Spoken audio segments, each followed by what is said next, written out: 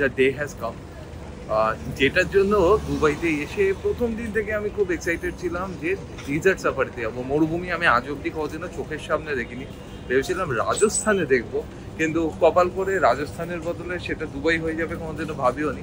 যে দুবাইতেই যাচ্ছি ডেজার্ট সাফারিতে, 150 করে এখানকার পুরো সাফারির খরচা, যেখানে খাওয়া দাওয়া, বেলি ডান্সিং এবং ডেজার্ট সাফারি পুরোটাই ইনক্লুডেড। তা সেইগুলোর জন্য কোথায় বুক করবে, কিভাবে বুক করবে, সমস্ত কিছু ডেসক্রিপশন বক্সে দেওয়া থাকবে। এখন জাস্ট তাড়াহুড়ো করে বেরিয়েছি, কারণ ঘুম থেকে উঠতে দেরি হয়ে গেছিল। এখন গইতে বাজে 1:50 দুবাইয়ের টাইমে। একটুখানি গ্রিল চিকেন প্যাক করিয়ে নিচ্ছি, যেতে যেতে খেয়ে নেবো। আর আমাদের হোটেল থেকেই হায়াতের সামনে থেকে যে গাড়ি আসবে, সেটা আমাদের নিয়ে যাবে হচ্ছে ডেজার্টে। তো চলো দেখা হচ্ছে রাস্তায়। আমাদের 4x4 একটা গাড়ি, এই আমাদের আরেকটা টয়োটা সিকিউরিয়া, এইখানে 6 জন আর ওখানে 6 জন। আর এখান থেকে প্রায় 50 মিনিট লাগবে আমাদের যেতে হচ্ছে ডেজার্টে। মাঝখানে হয়তো একটু পেট্রোল পাম্পে দাঁড়াবো স্ন্যাক্স বা কিছু তোলার জন্য। চলো রাস্তায় দেখা হচ্ছে, মজা হবে। তবে এই 50 মিনিটের জার্নিটা কিন্তু দারুণ ছিল।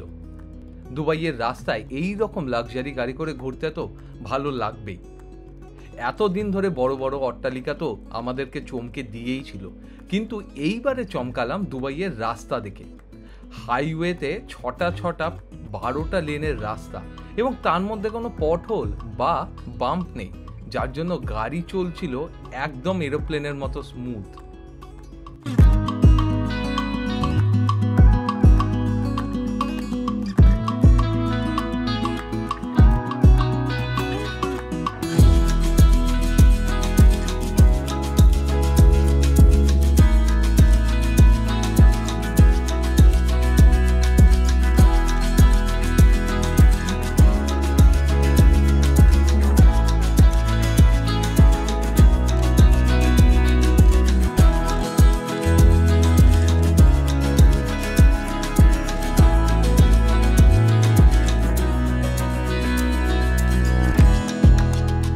মাঝের একটা পেট্রোল পাম্পে নামলাম একটু সিট চেঞ্জ করার জন্য, যাতে একটু সামনে বসে ভিডিও করতে পারি।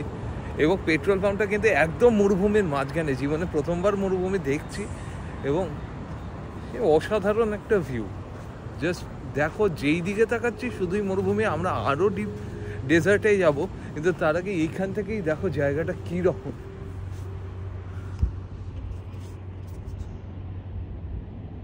এই হচ্ছে পুরো ভিউ। এবং বলা যায় যে রাস্তা এত ফাইন, গাড়ি 125-30-এ চলছে, এবং সেটা বোঝাও যাচ্ছে না।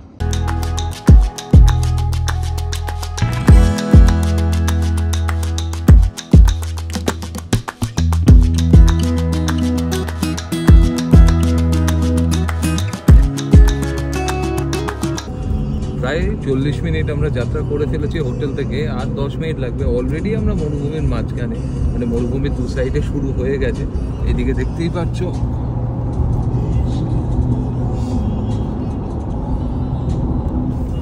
আর যে রাস্তা দিয়ে আমরা এলাম, যে হাইওয়ের ওপর দিয়ে এলাম, সে রাস্তার কন্ডিশন তুখর। মানে এইরকম রাস্তা আমাদের ভারতে কল্পনা করাও প্রায় বৃথা। কিছু জায়গায় রয়েছে, তবে 130-125-এ কনস্ট্যান্টলি স্পিড বজায় রাখা যায়। 6টা 12টা লেনের রাস্তা। আমাদের ইন্ডিয়ার যেহেতু সুব্রতদা অনেক ট্যুর করেছে, সেই নিয়ে সুব্রতদার একটু এক্সপিরিয়েন্স জানবো। বলো কি এক্সপিরিয়েন্স কি, মানে আমাদের একটু জোরে বলো। আমাদের দেশের রাস্তায় যেটা হয়, মানে অনেক ওয়েভ রয়েছে, এখানে কোনো ওয়েভ নেই রাস্তায়। আর পটল তো নেই, আমরা খুঁজে পাইনি এখনো পর্যন্ত, কোথাও কোনো পটল পাইনি। আর ওয়েভ নেই রাস্তায়, একদম সোজা রাস্তা। আর রাস্তা কী বলতো, ট্রেন লাইনের মতো। ট্রেন লাইন যেমন, রেল লাইন যেমন, মানে একদম সেপারেট থাকে, রাস্তাও এখানে সেপারেট। ওই রাস্তার মধ্যে কেউ ঢুকে পড়বে, এইভাবে সেটা। তো এখানে ওই লেফট হ্যান্ড ড্রাইভিং, মানে ডান দিক দিয়ে সব চলে। এটা আমাদের একটু, মানে আমাদের রাস্তা পার হতে গিয়েও সমস্যা হচ্ছে। আমরা প্রথমে যেটা দেখি, ডান দিক দেখি, হ্যাঁ এখানে দেখে ফেলছি, দেখে বাঁদিকে গাড়ি বসে না। পুরোটাই সবসময় মানুষেরও সিগন্যাল রয়েছে, মানুষের সিগন্যাল, সেগুলো দেখে দেখে যেতে হচ্ছে। গ্রিন সিগন্যাল হলে তবেই পার। এই আর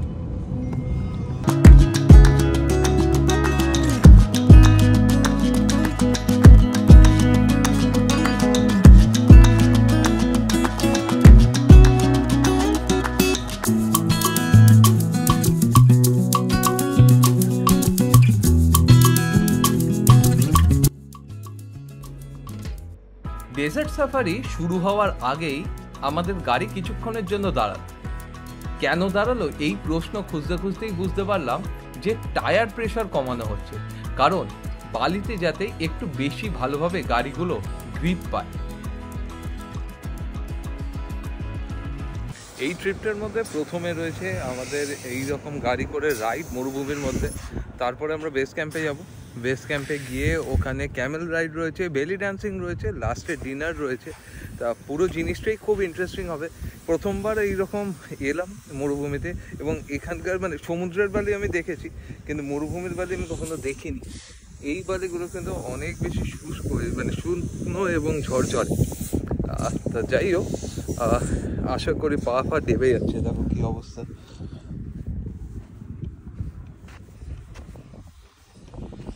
আর সানসেটের সময়টাই সবচেয়ে ভালো, কারণ এরপরে আস্তে আস্তে ওয়েদারটা একটু হলেও ঠান্ডা হয়ে যাবে।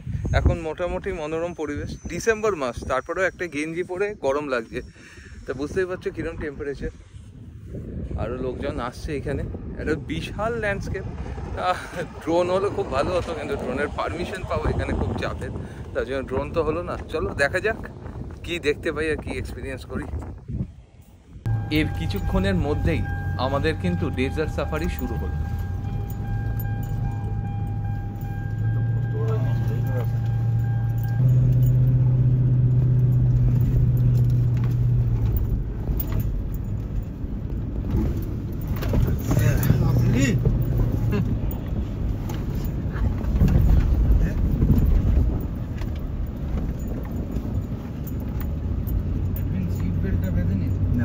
তোমার নাম কি?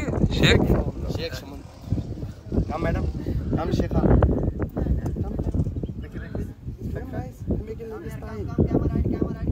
আমার এখন নাম হচ্ছে আল শেখ শোদেব।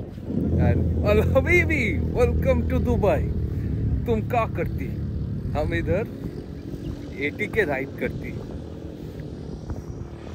এই হচ্ছে মরুভূমি এলাকা, এবং এইখানে আমাদের পুরো গ্রুপ রয়েছে, এবং আমরা মাঝখানে এই মাথার এই ফেটটিটা বাঁধতাম। No it's alright. নেই নেই নেই নেই নেই।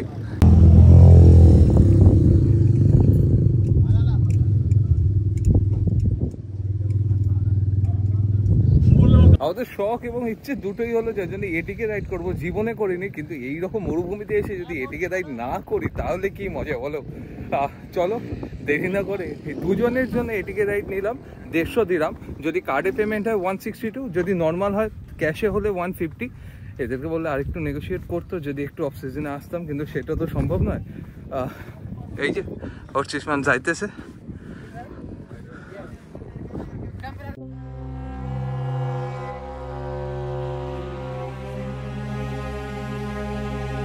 চলো প্রত্যেকবারের মতো এইবারেও উই ট্রাভেল ফর ড্রিম এই রাইডের কিছু সিনেম্যাটিক শট তোমাদের সামনে তুলে ধরছে।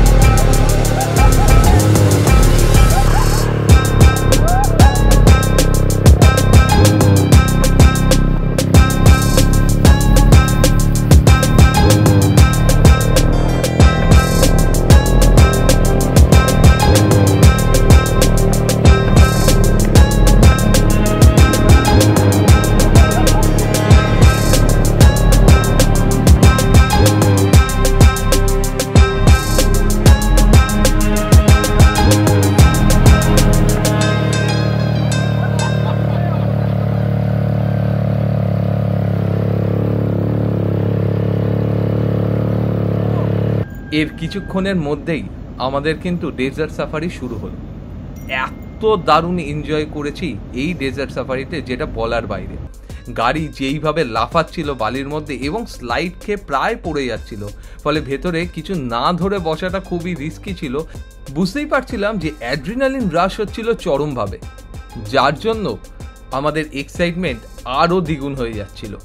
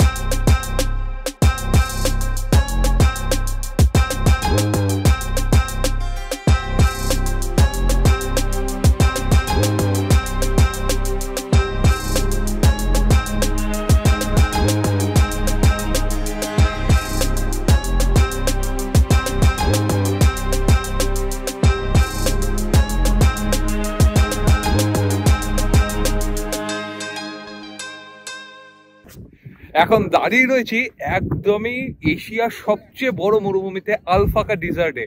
এটা দুবাইতে, এবং এতদিন ধরে যে এপিসোডগুলো পরপর হয়ে এসছে তারই মধ্যে আজকে হয়তো লাস্ট এপিসোড এই ডেজার্ট রাইড। এবং এটা কিন্তু সবচেয়ে বড় এবং সবচেয়ে ইন্টারেস্টিং এবং সবচেয়ে মজাদার রাইড আমার এই সিরিজে বা এই ঘোরাতে মনে হলো। তোমরা যারাই আসবে, এটিভি প্রথমে এক্সাইটমেন্ট হলো, তারপরে যখন এই গাড়িতে আমরা সাফারিটা করলাম, ডেজার্ট সাফারি, মানে এটা অসাধারণ একটা ফিলিং। এই ফিলিং এর কোনো তুলনা হয় না। যেই রকম অ্যাড্রিনালিন রাশ হচ্ছে সেই রকম এক্সাইটমেন্ট হচ্ছে। ফলে তোমরা যারাই আসবে, বয়স্ক মানুষরা বাদ দিয়ে সবাই এটা এনজয় করতে পারো। আর এটা অন্যান্য রাইডগুলোর তুলনায় বেশ সস্তা, কারণ 150 দিরহামে পুরোটা হয়ে যাচ্ছে পার হেড। এটিভি রাইড শুধু এটা করতে গিয়েই জাস্ট 150 দিরহাম, আর এখানে রাইড, খাবার, ক্যামেল রাইড সবকিছু মিলিয়েই 150 দিরহাম। ফলে আরে পড়েও যাচ্ছি মাঝে মাঝে।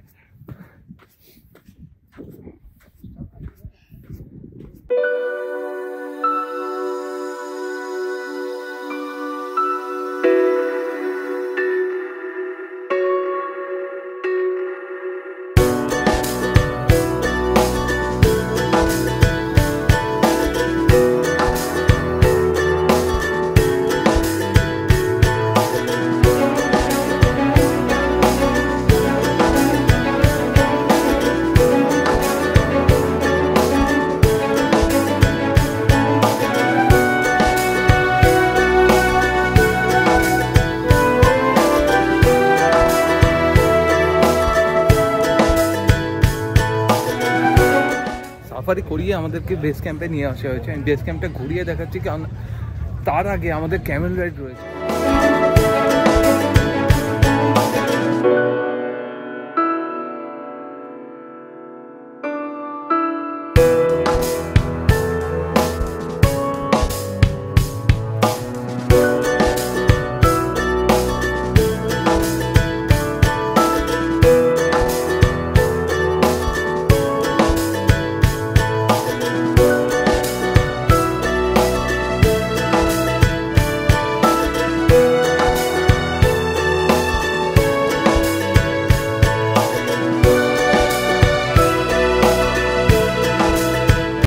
সন্ধ্যে হয়ে গেছে বলে আমি একটুখানি তাড়াতাড়ি করছি, কারণ সন্ধ্যে হয়ে গেলে তোমাদেরকে দেখাতে পারবো না।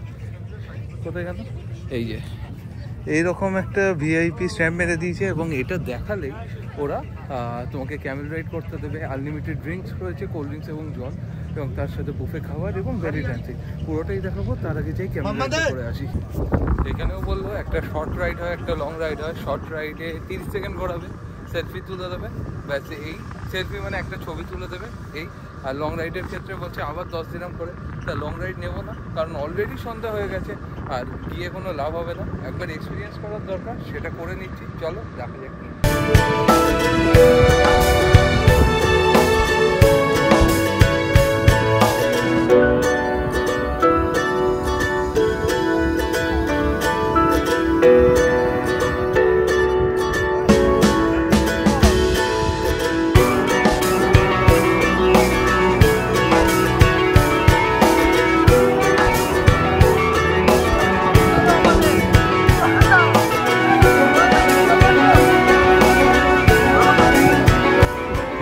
ক্যামেল রাইড, এই জায়গাতেই দুপাক ঘুরিয়ে দেবে।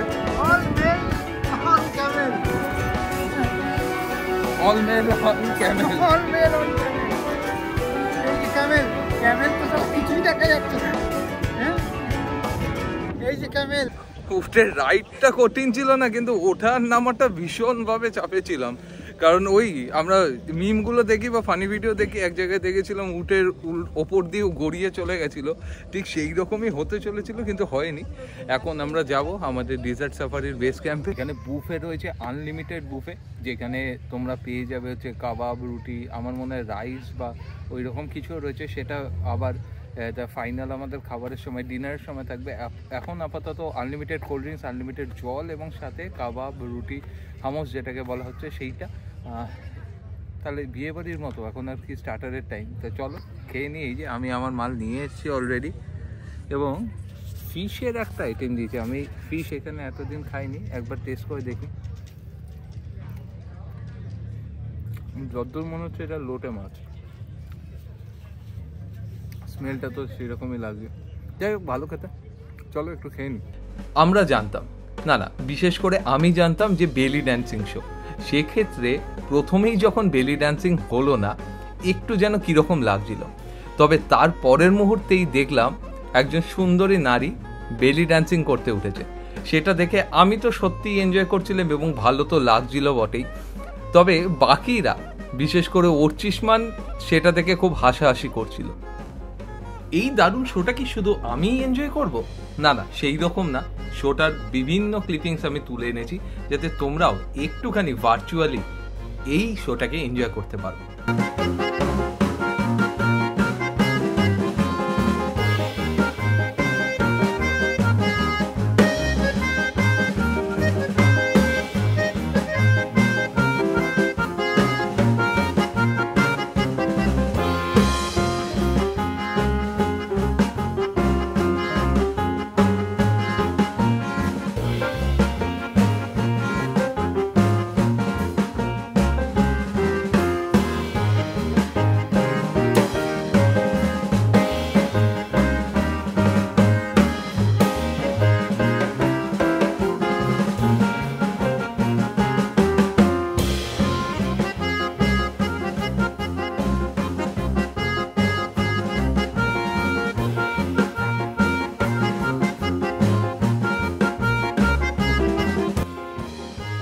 আর এই অ্যাটমসফিয়ারের ভাইবটা বাড়ানোর জন্য আরেকটা জিনিস কিন্তু আমার হাতে চলে এসেছিল, আর সেইটা ছিল আমাদের ভারতীয় বুড়ো সাধু।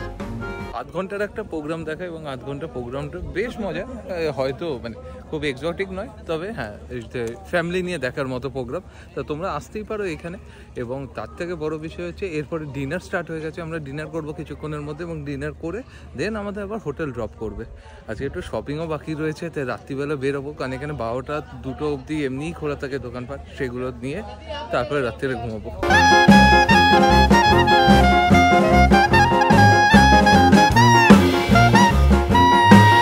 তারপরে যখন আমি বেলি ড্যান্সিং এর থেকে চোখটা সরিয়ে অর্চিষ্মানের দিকে দেখলাম, তখন বুঝতে পারলাম যে এই ছেলেটির একজনের বেলি ডান্সিং দেখে খুব একটা পছন্দ হয়নি। যখন দুটো মানুষ একসাথে বেলি ড্যান্সিং করছে, তখন এই ছেলেটির এক্সপ্রেশনে একটা চরম পরিবর্তন এসছে। সেটা একবার দেখেই নাও।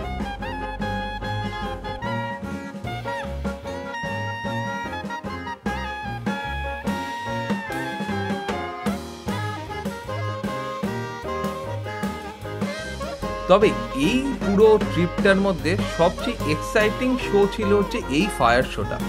এত অদ্ভুতভাবে ফায়ার শোটা আমাদের সামনে প্রেজেন্টেশন করা হয়েছিল যে সত্যি আমরা পুরো দারুণভাবে এনজয় করেছিলাম।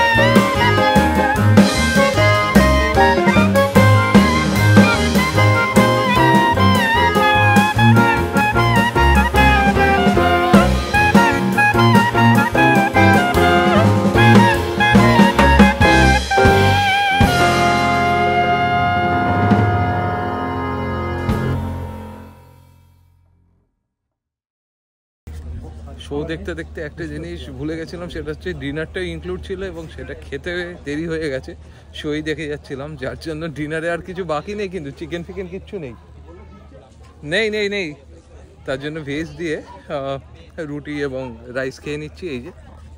এই হচ্ছে খাবার মেনু।